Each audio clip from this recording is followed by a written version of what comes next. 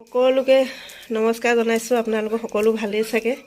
আজি ঠাণ্ডা বতৰ, এয়া বেটাই মিহি মিহিকৈ পিঁয়াজ কাটি দিছে আৰু জলকীয়া পেক্সি আমি এটা লৈছোঁ আৰু কি দিয়া হয় চাওঁ। এয়া বন্ধাকবি মিহি মিহিকৈ কাটি ল'লোঁ। এয়া তাৰপিছত বেচনখিনি ওচৰলৈ আনি ল'লোঁ। আজি ঠাণ্ডা বতৰ, পকৰীৰ লগতে ভাত খাই দিওঁ। আজি বেলেগ চব্জি নবনাওঁ আৰু। তাৰপিছত আপোনালোকেও খাওক। ঠাণ্ডা বতৰ, বৰষুণ আপোনালোকৰ দি আছেনে?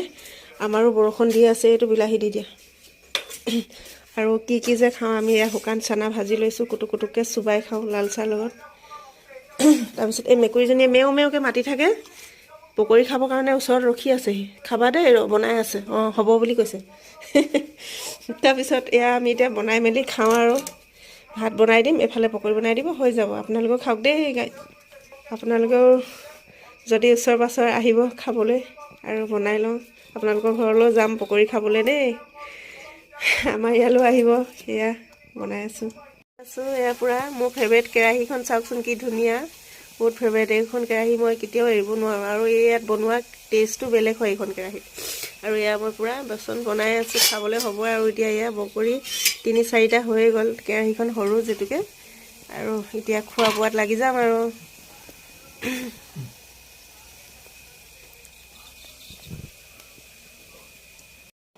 ফেভৰেট কেৰাহীত বনাই হৈ গৈছে মোৰ। ইয়াৰ কেৰাহীখন সৰু যে, ইয়াৰ হৈ গ'ল। ইয়াৰো বনাই হৈ গৈছে আৰু 2-3টা নমাই হৈ গ'ল। কেৰাহীটো বহুত ডাঙৰ লৈ লৈছোঁ। আৰু ইয়াৰ হৈ গৈছে বৰ্তমান মোৰ এয়া পকৰী।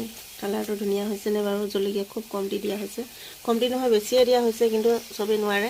পকৰী হৈ গ'ল। টেষ্ট কৰি চাওঁ কেনেকুৱা লাগে খাবলৈ। টেষ্ট কৰি চাব নেকি? মস্তি হৈছে। আৰু ইয়াতে চাটনি অকণ পিচি ল'ম আৰু টেষ্টি হ'ব। এতিয়া মই টেষ্ট কৰিছোঁ জাষ্ট।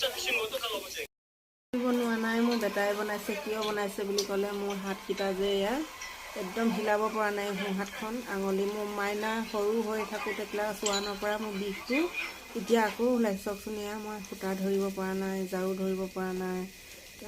চব্জি পাচলি কাটোতে হাতখন বিষ হৈছে, মুঠি মাৰিব পৰা নাই। গতিকে সদায় লোকে বনাই দিয়াটো খাবলৈ ভাল লাগে। আৰু একো কামেই কৰিবলৈ মই বহি গৈছোঁ। এই বৰষুণ দিয়া কেইদিনটো একো কৰিব পৰা নাই। কাপোৰ ধোৱাটো দূৰৰে কথা, নিজৰ কাপোৰটো পিন্ধিছোঁ, গা ধুইছোঁ, সলাইছোঁ, ৰাখি দিছোঁ। টেবলেট খাই আছোঁ নাৰ্ভৰ। এইটো কাৰণে কি হয় নাজানো। আজি সেইটো কাৰণে বেটাক ক'লোঁ ঠাণ্ডা বতৰ পকৰীকেইটা বনোৱা। আৰু এয়া হাত এয়া গতি হৈছে